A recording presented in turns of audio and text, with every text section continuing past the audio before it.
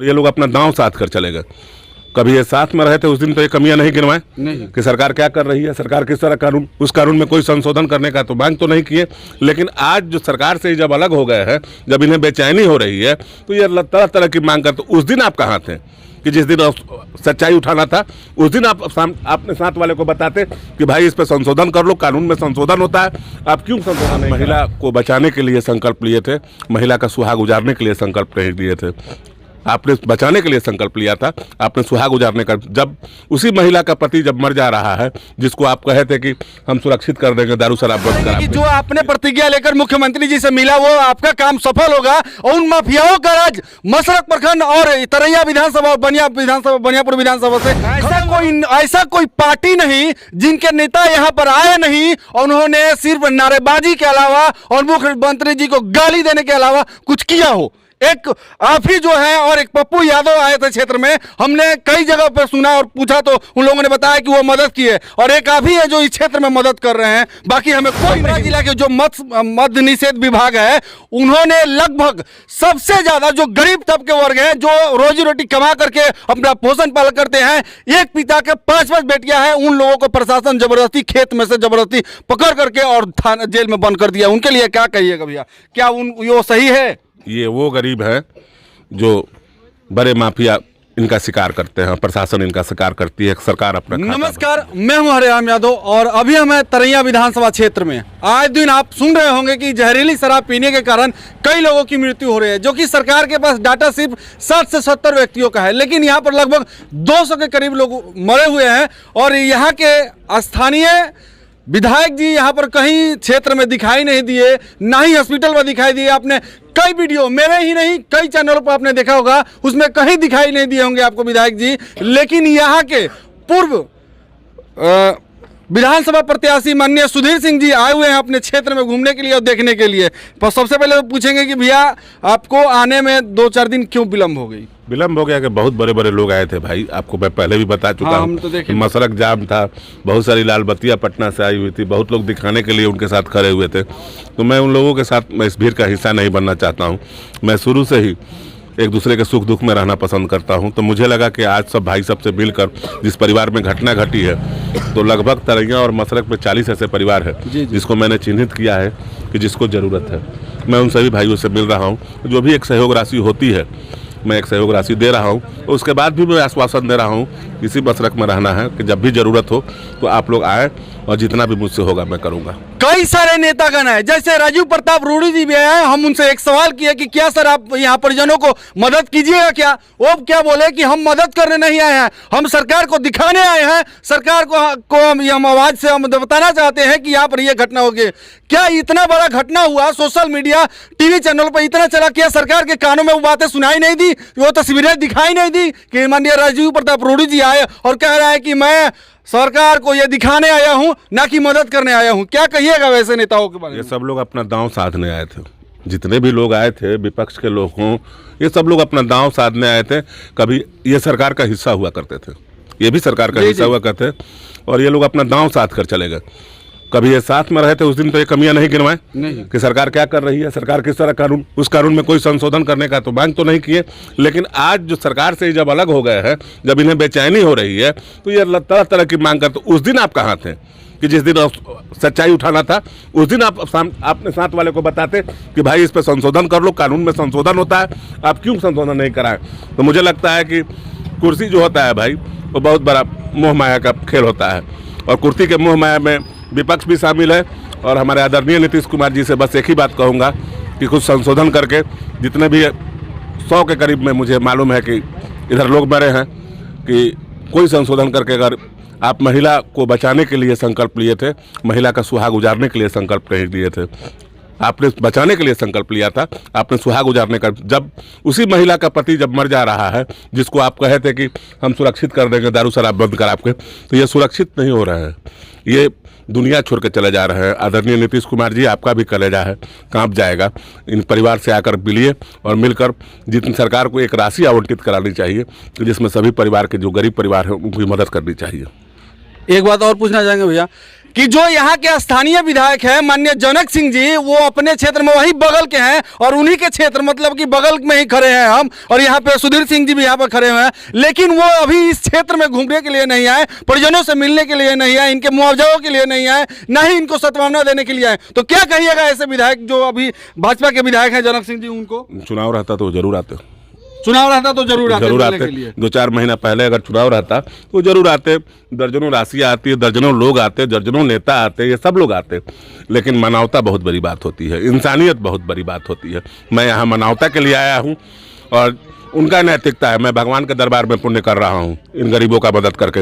वो नहीं कर रहे हैं, मेरे बाल बच्चों को फायदा मिलेगा, मेरे समाज को फायदा मिलेगा, मेरे संगठन को फायदा मिलेगा। वो नहीं कर रहे हैं, वो अपना खराब कर रहे हैं। सर ये मदद के अलावा जो आप आवंटन राशि मदद कर रहे हैं, लोगों को दे रहे हैं, इसके अलावा भी सरकार से आपकी बात हुई थी, नीतीश कुमार जी से, उनसे क्या बात हुई? मेरी बात जो हुई थी, मैंने कुछ प्रशासन के अधिकारी जो थे, मैंने उनको लिस्ट सौंपी और कुछ माफिया संगठन के लोग थे, उनकी लिस्ट सौंपी, जो जिनके चलते ये मौतें हुई हैं, उन पे कोई कार्रवाई नहीं हो रहा था। मुझे विश्वास है कि मुख्यमंत्री जी ने मुझे आश्वासन दिया कि निश्चित है कि इन लोगों पे कार्रवाई होगी। मैं इंतजार कर रहा हूं कि कब तक मुख्यमंत्री जी कार्रवाई कर रहे हैं, लेकिन वो मेरा फर्ज था। सारण के हालात, बिहार के राजा है, उनसे वाकिफ कराना मेरा फर्ज था, लेकिन ये मेरा कर्म है, मैं अपने कर्म कर रहा हूँ। लगभग कितना बड़ा वो लिस्ट था, लगभग कितने लोगों के उसमें नाम थे? काफ़ी लोग के ये गुप्त बातें हैं, मैंने मुख्यमंत्री जी को दिया है। अगर आपका लिंक हो तो वहाँ से वो लिस्ट निकाल लीजिए। उतना बड़ा तो लिंक नहीं है, लेकिन हम आशा करेंगे कि जो आपने प्रतिज्ञा लेकर मुख्यमंत्री जी से मिला वो आपका काम सफल होगा और उन माफियाओं का राज मसरक प्रखंड और तरैया विधानसभा और बनियापुर विधानसभा से खत्म होगा। जो जहरीली शराब वो लाते हैं क्षेत्र में, वैसे गरीबों का जान जाता है, माँ की कोख सुनी हो जाती है, उस पत्नी का सुहाग उजड़ जाता है, एक पिता का छत उधर जाता है, एक बेटा का जो सहारा चला जाता है। और देख रहे हैं कि लगभग 200 लोगों की मृत्यु हो गई है। और यहाँ इसके अलावा आप इनको परिजनों को दिए हुए हैं और क्या इन्हें सत्यावना देंगे? आप तो लगातार मेरे साथ हैं। हाँ, लगातार हम सुबह से जितना तो वहाँ से मगलोहिया से शुरू से साथ है। सुरेश राय जी के घर से जब मैं चला हूँ तो अभी भी मुझे लग रहा है चकहन उकहन छपिया उपिया में काफ़ी ऐसे मेरे साथ में रहने वाले लोग, मेरे घर के लोग, ये मेरा आंगन है, ये मेरा कर्म क्षेत्र है, मैं इन लोगों के बीच में रहा हूँ, मैं इन लोग के बीच में खेला हूँ, मैं कूदा हूँ, तो मैं जरूर मदद करने आऊंगा, मुझे कोई नहीं रोक सकता। ऐसा कोई पार्टी नहीं जिनके नेता यहाँ पर आए नहीं और उन्होंने सिर्फ नारेबाजी के अलावा और मुख्यमंत्री जी को गाली देने के अलावा कुछ किया हो। एक आप ही जो है और एक पप्पू यादव आए थे क्षेत्र में, हमने कई जगह पर सुना और पूछा तो उन लोगों ने बताया कि वो मदद किए, और एक आप ही है जो इस क्षेत्र में मदद कर रहे हैं, बाकी हमें कोई नहीं मिला। देखिए, सबसे बड़ी बात है कि मैं फिर कह रहा हूँ कि जो बड़े राजनेता हैं, इन लोगों ने, आप लोगों ने ही उन्हें बड़ा बनाया है। अब वो पटना बैठ रहे हैं, हेलीकॉप्टर में उड़ रहे हैं, जहाज पे उड़ रहे हैं। आप लोगों को फैसला लेना पड़ेगा कि इन लोगों, मेरे सुख दुख में अगर वो नहीं आते हैं, मेरे घर नहीं आते हैं, मेरे आंगन में नहीं आते हैं, आंसू हमारे नहीं पहुँचते हैं, तो इन लोगों के साथ कितना दिन तक? वैसे नेताओं की लिस्ट बनानी पड़ेगी, जनता को लिस्ट बनाना पड़ेगा और वैसे लोगों का सफाया करना होगा। अच्छा, एक चीज़ और, आपको भी लेट हो रहा है, बहुत लोगों के पास जाना है। आपका क्या कहना है, शराबबंदी जो है बिहार में पूर्ण रूप से सफल है या नहीं? मैं बिल्कुल इसके पक्ष में, बिल्कुल शराबबंदी सफल नहीं है। चारों तरफ शराब मिल रही है, चारों तरफ सुहाग माताएं जो हैं वो विधवा हो रही हैं, बहनें विधवाएं हो रही हैं, बच्चे अनाथ हो रहे हैं। मुख्यमंत्री जी कानून में संशोधन करके ये दुकानें खोल दीजिए। अगर लोग नहीं लाचार नहीं मान रहे हैं तो ये आपकी प्रजा है, अगर मर रही है तो आपको जरूर दुख पहुंचता होगा। ठीक है भैया, और मैं माननीय मुख्यमंत्री जी से कहूंगा कि वो सर्वदलीय बैठक करे, और मैं कई वीडियो में कह चुका हूं लेकिन मेरी आवाजें शायद वहां तक सुनाई नहीं दे रही है, और कई चैनलों के माध्यम से ऐसा कहा भी जा रहा है और हर लोग कह रहे हैं उनको सर्वदलीय बैठक करनी चाहिए थी। कोई भी कानून बनाने से पहले, संविधान कॉन्स्टिट्यूशन में हम कोई भी कानून पारित करने से पहले, उसमें ऐड करने से पहले सर्वदलीय बैठक की जाती है, फिर विधायिका में और पार्लियामेंट में उसको पारित किया जाता है, तब सारे लोग सिग्नेचर करते हैं और फिर जाकर वो कानून पारित होता है। क्या भैया ऐसा है कि नहीं? बिल्कुल बिल्कुल, जब संविधान में संशोधन होता है तो ये तो बिहार सरकार का बनाया हुआ नियम है, उसमें क्यों नहीं संशोधन किया जा सकता है? जरूर संशोधन होना चाहिए। ये आनन फानन में कोई व्यवस्था नहीं किया उन्होंने, कोई इसके लिए स्कीम नहीं लाया और ऐसा काम किया। विपक्ष सिर्फ गालियां दे रहा है, विपक्ष ये बातें नहीं कर रहा है। विपक्ष को एक मुख्यमंत्री जी से आग्रह करके एक बैठक बुलानी चाहिए और बैठक बुलाकर सभी दलों को मिलकर इसमें संशोधन कर कहीं ना कहीं जो हमारी माताएं जो सुहाग गुजरा है उसकी उसको जरूर बचाना चाहिए। और एक चीज आपके तो आप शायद कहेंगे तो ये संभव होगा, क्योंकि छपरा जिला के जो मद्य निषेध विभाग है उन्होंने लगभग सबसे ज्यादा जो गरीब तबके वर्ग हैं, जो रोजी रोटी कमा करके अपना पोषण पालन करते हैं, एक पिता के 5-5 बेटियां हैं, उन लोगों को प्रशासन जबरदस्ती खेत में से जबरदस्ती पकड़ करके और थाना जेल में बंद कर दिया। उनके लिए क्या कहिएगा भैया, क्या वो सही है? ये वो गरीब है जो बड़े माफिया इनका शिकार करते हैं, प्रशासन इनका शिकार करती है, सरकार अपना खाता भरती है। ये वो गरीब है। मेरे नज़र में सारे निर्दोष हैं।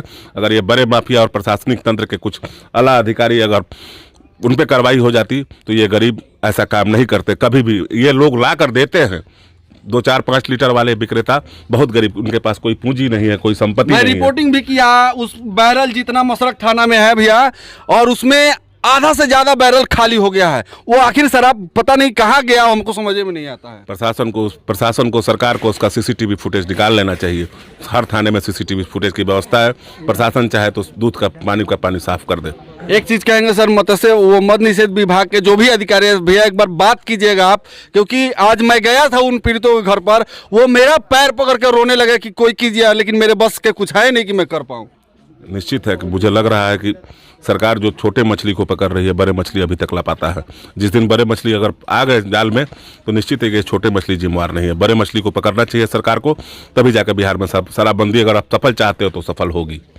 ठीक है, धन्यवाद भैया, बहुत आप मेहनत कर रहे हैं। और ऐसे ही ये दुर्भाग्य है इस तरैया विधानसभा का कि यहाँ के माननीय जनक सिंह जी वर्तमान विधायक, इसके अलावा डोइला गांव कहीं से बिलोंग करते हैं, बगल के ही है, लेकिन अब यहाँ पीड़ितों से ना ही मिलने आए, ना उनको मुआवजा देने की बात कहें, ना उन्हें कुछ राशि देते, कम से कम उन लोगों को तो कुछ शांति मिलता, कुछ सहयोग तो होता। उनको लगता तो कम से कम मेरे बगल में विधायक है, एक अगर कोई विधायक होता है उस गांव से या उस प्रखंड से, तो लगता है कि पूरा प्रखंड, पूरा गांव, पूरा पंचायत विधायक बन गया है, क्योंकि लगता है कि मेरा भाई कोई बना है। और कोई बात होता है तो लगता है कि नहीं, चलो विधायक जी बस फोन करते हैं, ये सारा काम हो जाएगा। पूरा दिल्ली में रहता है, उसका घर भरे डोइला हो, लेकिन दिल्ली हिलाने की क्षमता उसके दिमाग में रहता है कि मेरे चाचा जी विधायक है, मेरे गाँव के लोग विधायक है और मैं ये कर सकता हूँ। लेकिन जब ऐसे लोग रहेंगे विधायक तो कोई आशा कैसे कर सकते हैं। और पूरे काम की अगर बात करें ना, तरैया विधानसभा में आज आप हॉस्पिटल वो बनवा रहे हैं ना पानापुर क्षेत्र में, और वहां जाकर देखिए हॉस्पिटल का हाल, गिट्टी का ऐसे मसल दीजिएगा तो वो गिट्टी टूट जाएगा। मैं आज ही वहां से आया हूं।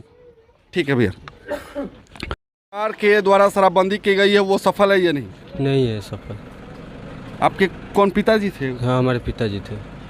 क्या हमेशा शराब पीते थे? नहीं, वो दिल्ली से आए थे, तो बाजार गए थे सब्जी उब्जी लाने, और बस उधर ही से पी के आ गए। क्या अभी और कौन कौन आप लोगों से मिलने आए नेता? कोई बहुत लोग आए, बहुत लोग गए, कोई मदद नहीं किया? कोई मदद नहीं। ये मदद किए है ना? हाँ, सुधीर भैया मदद किया है। क्या कहिएगा सुधीर भैया? सुधीर भैया क्या कहेंगे, बहुत मदद कर रहे हैं। और सरकार के द्वारा जो शराबबंदी की गई उसमें अब आप सरकार को क्या कहना चाहेंगे? सरकार को यही हम लोग कहेंगे कि इसको पूरी तरह से चालू कर दें बस, नहीं तो पूरी तरह से बंद किया जाए। आइए, यहाँ पर बगल में चाचा भी हैं, चाचा से पूछना चाहेंगे। चाचा, ये जो बिहार में शराबबंदी की गई है, क्या वो सफल है? नहीं, सफल तो नहीं है। क्या चाचा सफल है? नहीं, सफल नहीं है। सर्वदलीय इनको बैठक करनी चाहिए थी माननीय मुख्यमंत्री जी को, और ये मतलब कि कोई नियम बनाना चाहिए, और जब को जो संशोधन करना हो, ताकि इतने लोग मरे ना जहरीली शराब के कारण। अगर यथार्थ संभव पूर्ण रूप से बंद किया जाए, नहीं तो शराब को कुछ अच्छा क्वालिटी का शराब जो है, वो जो ये बेकार शराबें जो बिक रही है वो बंद किया जाए, और इसको कुछ ना कुछ संशोधन किया जाए। मैं ऑर्डर नहीं दे रहा हूँ, ना ही मैं कोई ऑर्डर देने वाला हूँ, लेकिन मैं एक राय दे रहा हूँ, मैं सलाह देने का प्रयास कर रहा हूँ कि आप इसमें कुछ ना कुछ संशोधन कर सकते हैं, आप इसमें कुछ ना कुछ बदलाव कर सकते हैं, ताकि इतने माँओं का कोख, इतने बहनों का सिंदूर और इतने बच्चों का छत ना उजड़ जाए। नहीं तो एक बाप का आशा होता है कि मेरा बेटा बड़ा हुआ है तो मेरे लिए सहारा बनेगा, बुढ़ापे का लाठी बनेगा, लेकिन वो लाठी किस काम का जब बीच रास्ते में ही टूट जाए। फिलहाल आप देख रहे थे सूचना केंद्र, और मैं हूं आपके साथ हरिराम यादव। फिर मिलेंगे अगले वीडियो में, लेकिन कमेंट सेक्शन में बताइए कि आपको शराबबंदी कैसी लगी।